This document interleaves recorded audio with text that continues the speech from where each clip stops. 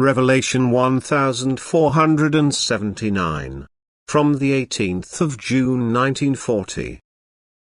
Union with God is the consequence of active love.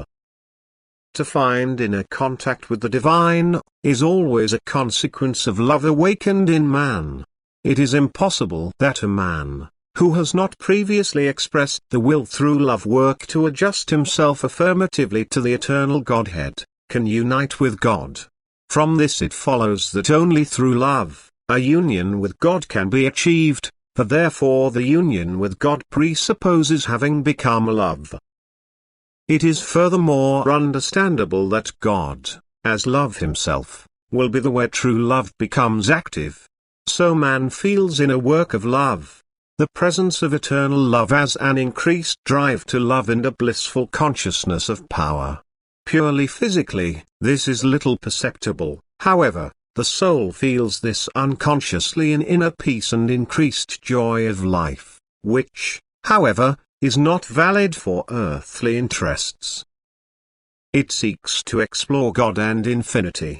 Once it has become active in love, it will feel prompted to think about God and spiritual things.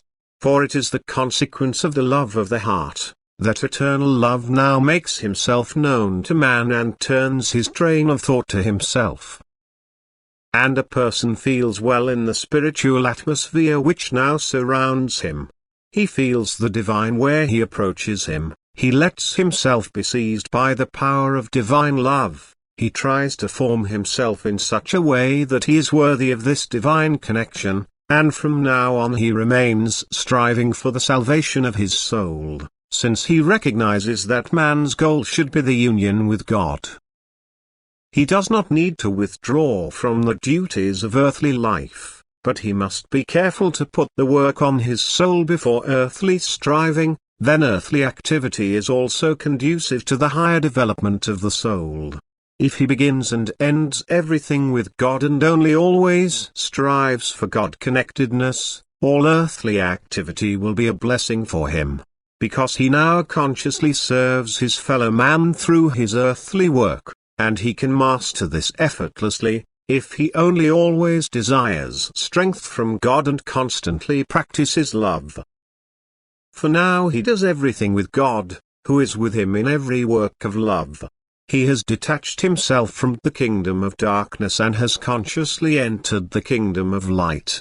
And light always means closeness to God. Now also his spirit must have awakened, thus the light must be synonymous with knowledge, because God is the wisdom and the love. As God as love is connected with man through works of love, wisdom must also communicate itself to man in the same measure. A loving earthly being must be a knowing being at the same time, because if God announces himself to man through love, he does not exclude wisdom, and the one who has connected himself with God through love will always stand in knowledge. Amen.